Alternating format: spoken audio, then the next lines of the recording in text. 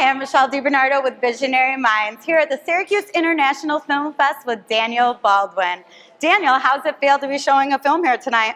I'm very excited as somebody who lives here now in Syracuse to be a part of this great international film festival and show a film that I wrote, directed, and I act in. It's quite an honor. Really? And I heard that it was on an ultra low budget. It was. People ask about this movie, and I say, is it a great movie? No, it's not a great movie. I didn't have enough money to make a great movie. But when you see a film that was in 12 film festivals and won Best Picture 12 consecutive times and was shot for under $60,000, then it's a great movie. Absolutely. Absolutely. And do you plan on doing more here in Syracuse? I have a secret coming here for you in Syracuse. I believe that through the works of people like Jeremy Garlick, who has proved that you can make films here, and the fact that we have a pretty big studio that's sitting right now in DeWitt. I am in the works right now to bring Syracuse's first television series to Syracuse. Oh my gosh, congratulations. When do you think we would see that in pre-production, or it already is in development? Well, we're in soft prep now. Okay. I have some more people to talk to that might want to cough over some money. But look for us to be shooting probably in the spring. All right, great. What advice would you give the filmmakers in the community that have no money, and don't know anything on funding or distribution? Go to law school.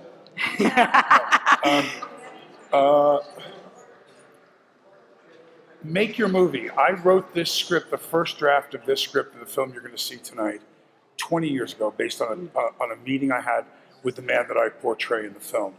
And I drove away from that meeting saying, one day I will tell that story. And no one, because of the dark content of the film in Hollywood, would make this movie. And I had some pretty big name actors interested in it, but they did not want to make a film about somebody who detoxes off of heroin. I said a decade ago that the problem with prescription medications would lead to the worst opioid epidemic that anyone in the world has ever seen. And I was right.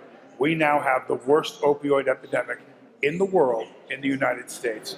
We've lost 68,000 children between the ages of 25 and 15 years old in the last year. So it's here. I made this movie with that in mind, and the proceeds of the film went to building the Sober Recovery Center in San Antonio, Texas, which has now saved over 1,000 lives in the last 3 years. That's absolutely amazing. Yep. That is so touching. So obviously this movie means so much to you, and it's helping people. And I want to thank you so much for coming on today. And I'm going to tell you one more thing about this film.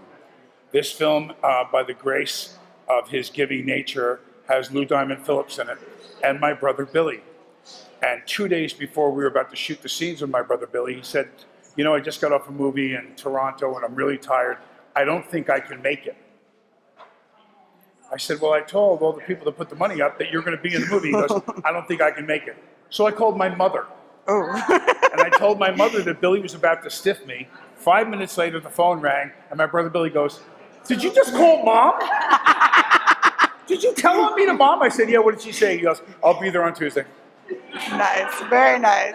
Well, we can't wait to see it. Good. Thank you so much. God bless you. You too.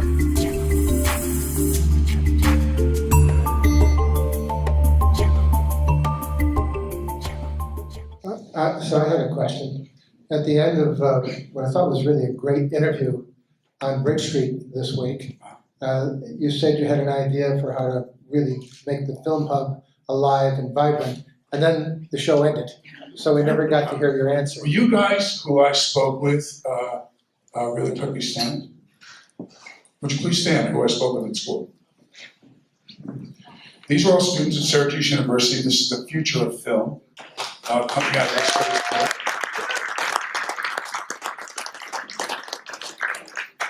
Oh, you got enough of my applause tonight. So, I always try to take a look at what assets you have. And so when I got here because my wife, my mom sandbagged me in a way. She told Robin how she wishes that we would spend more time with her now because she's going to be 90. And so we're driving home from being out here a couple of years ago, and Robin said, I really think we should spend more time with your mom. And of course, we got all of our acting ability from my mother. So she was rubbing her hand, I just wish you'd spend. We'll try. So on the way home, my wife said, we really should spend some more time, so we moved here. And then I heard all about this studio that you have built for 15 million New York State taxpayer dollars. I don't know that much about it. I just saw that you have this great big facility. I'm not going to say I alone, but I was an integral part of starting Indent Studios and the Portland Film Hub in Portland, Oregon. There were no TV series and very few films shot there. A few shot down in Salem and in Bend. There was a little bit of a presence, but nothing in Portland, the largest city in the state. There are now 5 TV series that shoot there, all of which came through me and my studio. There are a number of films. Grimm, Portlandia still shoots there. So, you know, I know how to do that. And so when I sat with the people that had this, or talked to some of the people that are involved in this studio and do it, I said, so hang on a second. So you have no cameras? No, we don't have any cameras. Okay. Do you have lights? No. Do you have any sound equipment? No. I said, okay. So then you have one of the finest professors and knowledgeable. Woo! But you'll never find it doesn't matter what at USC that'll get any better than him. So he has this talent that's hungry and wants to learn. He has equipment over there, and you've got a giant sound stage that you all pay for that's collecting cobwebs. Well, I would think that the answer would start with, could we get some kind of collaboration going with Owen and Syracuse to let young filmmakers go do their craft in a big building that you pay for that's empty right now? Along with that happening, you start to build a base and a hub. And you start to be able to tell people down in New York City that you get the breakdown and have someone try to run this studio that has maybe done this before, and look at that breakdown and contact them with package deals with the Hotel Syracuse and something that you can do with the airport. And so you put these packages together, and then you call the guy when the breakdown comes out 6 months before they even decide where to shoot, and say, hey, by the way, we can shoot that with the tax incentives we have and with the equipment that we have that we rent. There's no reason why we can't pay Syracuse for their stuff, but we can also employ some of their guys who need internships. There's a lot of things to do here. But when I drive by and I see that thing just sitting there, I feel so sad. I feel so sad. Now, if you really want to get on the map, we've got Jeremy Garlick, who's doing great things right now with a school that he bought over in Liverpool. And he's stockpiling now movies. I mean, he's knocking them out. He's doing it. He's doing it. So no matter what anyone wants to say about anybody here, he's the only guy really doing it. But if you want to get on the map, do a TV series. And I'm going to tell you why. Because when you do a movie, I don't know how long the average shoot that Jeremy does, but I guarantee you it's nothing like a series. A series shoots for 8 or 9 months out of the year. So if you want to be able to develop a crew that can stay here and live here in Syracuse, shoot a couple of TV series here. Keep doing the movies, God bless. But if we can get Jeremy, Owen, Studios, Liverpool, we just got to start to talk to each other. Yeah. And believe me, they will come up here and make movies. I sat down with an all-star lineup of guys that were lecturing these kids, far more learned than myself. And you know, Tom Bauer, where's Tom? You know, he's forgotten more than I've ever known when it comes to making movies. So. Yeah, I mean that. I mean that.